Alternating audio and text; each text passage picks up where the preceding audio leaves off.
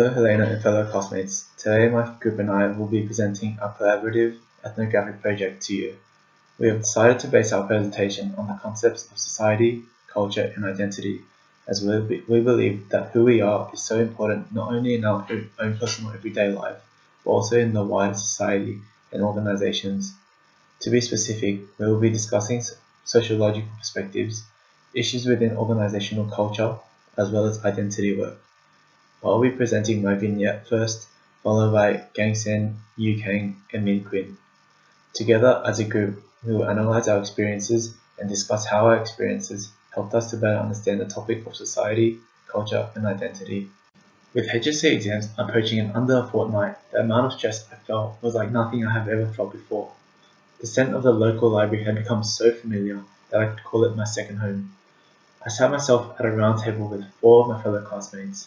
They had been by my side since the beginning of senior years. Well, at least three of them have.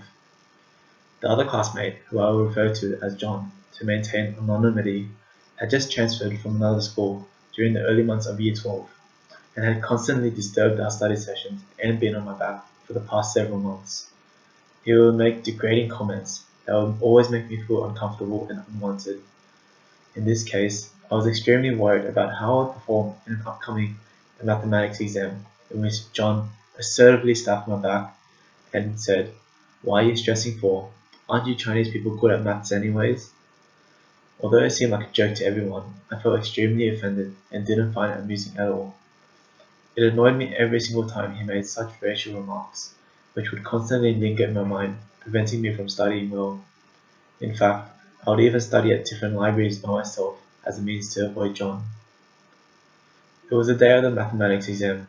I was extremely nervous about how well I would perform as well as to whether John would copy my answers and take advantage of my hard work. Assuming John would try to sit next to me, I wedged myself in between two people. I turned to see John, to where John sat, and he glanced around, placing his eyes on me too. At the time, I was unsure whether or not John had realized that I intentionally positioned myself the way that I did as to not let him copy my answers. However, I was made very certain that he did, in fact, realize, as he made a slant eye gesture while crying out, "Oh, look, now I look like you. Maybe I'll do well in the exam," directly emphasizing the stereotype that Asians have small eyes. Waking up earlier than usual in the morning. I am talking to myself. Why are they coming so early? It's ridiculous to start the day this early because of this group of tourists reserved for retail sales.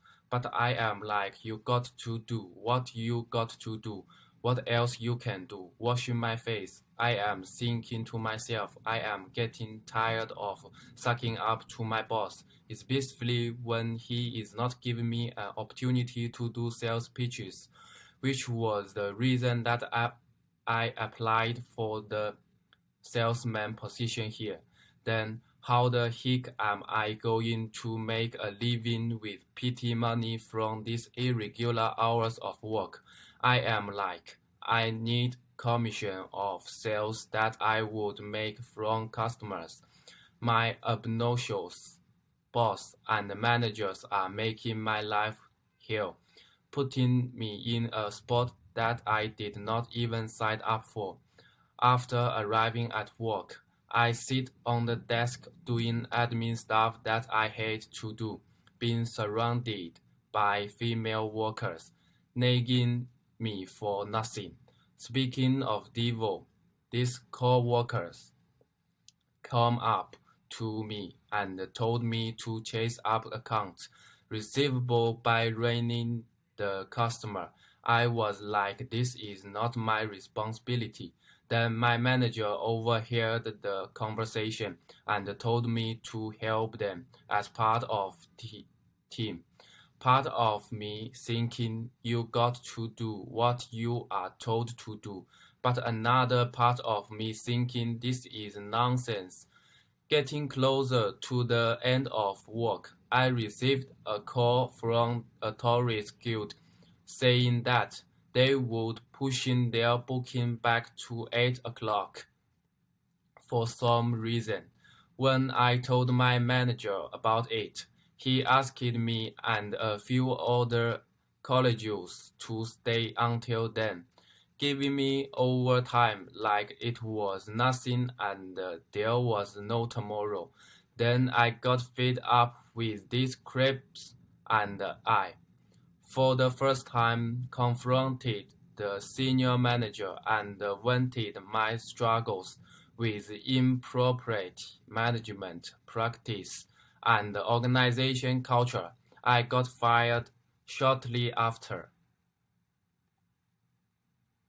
In this part, I will be sharing my experience and connecting with them with social, culture, and self-identity things for joining analysis of my experience.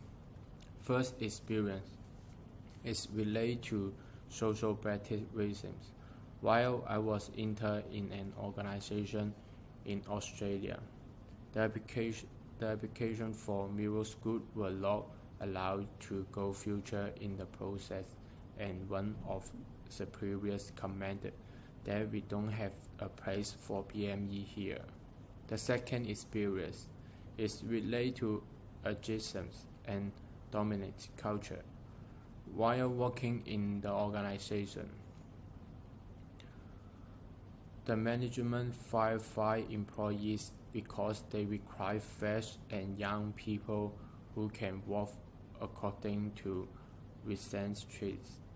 On discussing with the manager said they need to save the cost, want to hiring young people who have a new approach. The first experience is based on identity, which is subject to the interpretations. While I was working, I have to lead a team of 5 people. I was not sure about my leadership skill. However, afterward, I showed leadership skill and lead the team efficiently, such as by managing conflicts,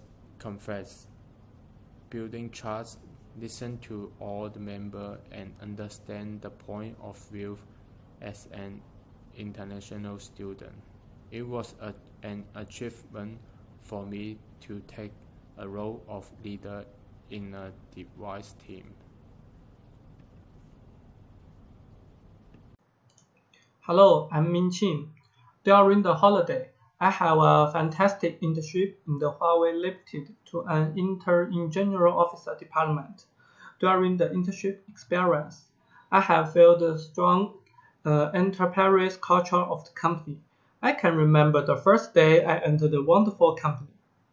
The company had strictly entrance rules for all employers, and everyone have their authorities to each department, and it has very strict rules for their employees during their work.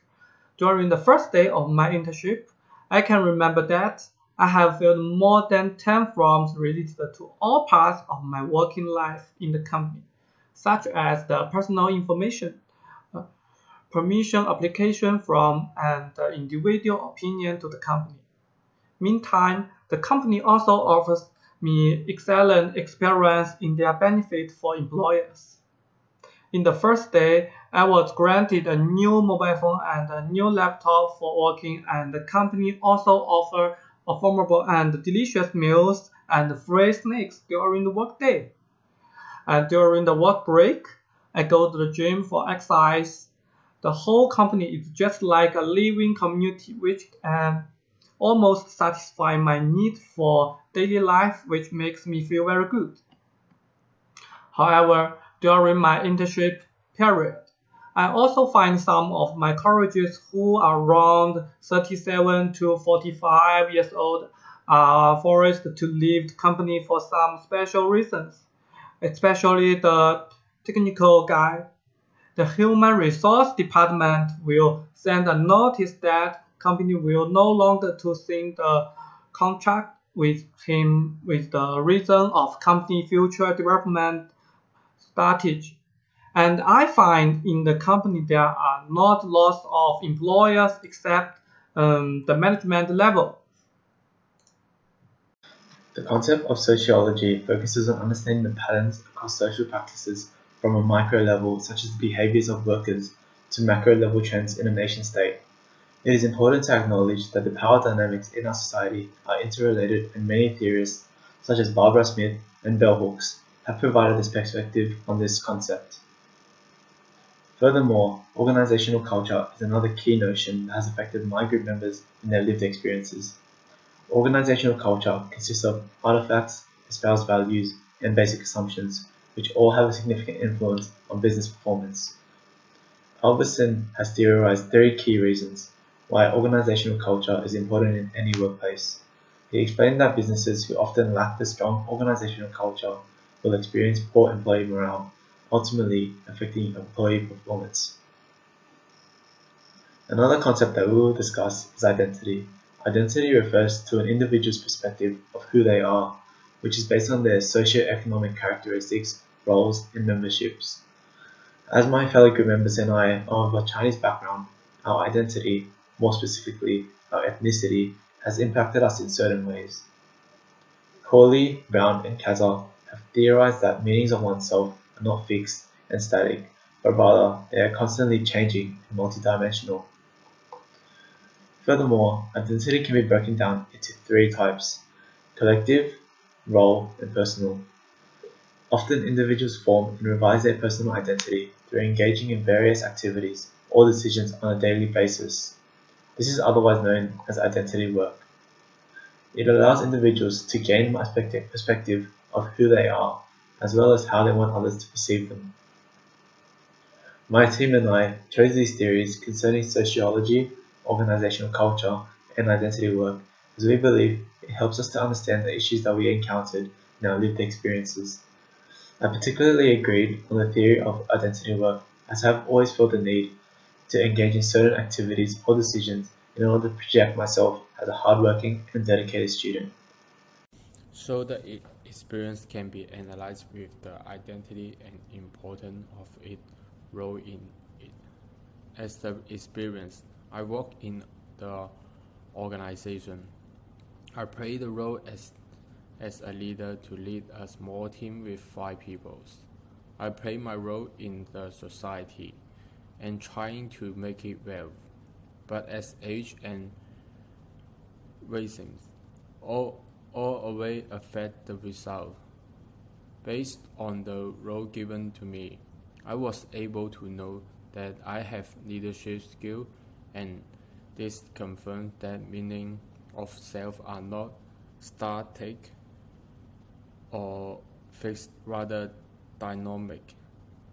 It can be said that theories and my experience have similarly that provide an insight into common dynamic of the organization.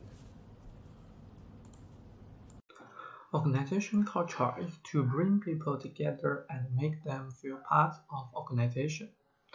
Employers have an incentive to internalize the organization's dominant culture because it can also meet the needs of their social identity. And the organization could also be the elements which could attract a new entrance and talent person into the organization. Reflected the case of Yukang.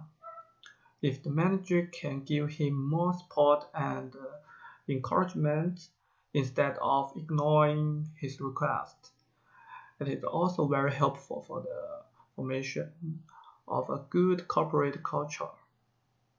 The organization culture established the company is to be supportive to employers.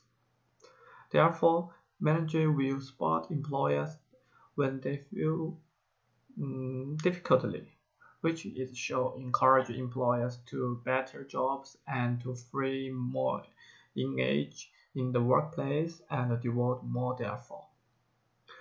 Reflected from Wignet, Huawei's organization culture include corporate philosophy which include company mission, rules, and values, which has the instructive effect of employees' behaviors, and it also has the institutional culture which I have deep experience during the internship period, and it also has the instructive function for my daily job during the internship, and which will contribute continuously improvement the corporate governance structure, organization, process, and assessment to enable the company to achieve long-term effective growth. For the second part of our joint analysis, I am going to analyze our experience through the lens of identity, particularly focusing on its concept that personal identity is not fixed or static, but constantly changing and multidimensional. Earlier, we said that individuals form and revise their personal identity through the engaging in various activities or decisions on a daily basis. With that in mind, I visualized how our identities were changing over time from the beginning to the end of each individual situation.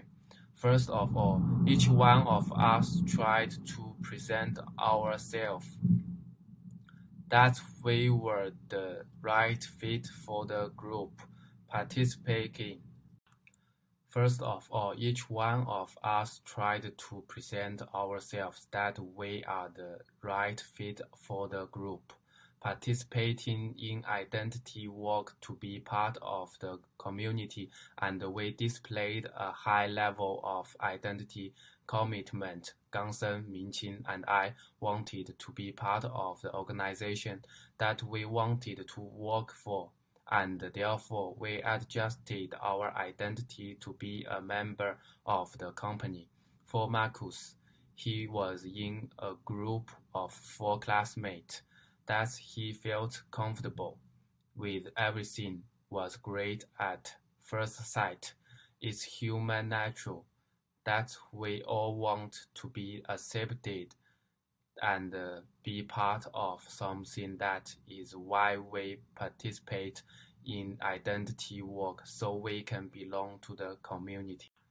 However, as time goes by, each one of us feels growing discomfort within the group due to the negative culture that we experienced firsthand. For example, Gangsen, Minqin, I experienced inappropriate business practice that made us think twice about working there. Gangsen saw people crying at workplace and people getting fired. Minqin, during her internship period, witnessed some of her colleagues aged from 37 to 45 were forced to leave the company for some reason. For me, I have had enough of stifling control by managers and unreasonable micromanaging. For Marcus, he could no longer take the microaggression that his fellow classmates made on him. In the end, we all withdraw our identity from the organization we initially put identity work in. I quit the job shortly after. Gangsen did not take a career path any further there. Minqin found another employment after his internship was done. Marcus came to decide to stay away from his friend circle.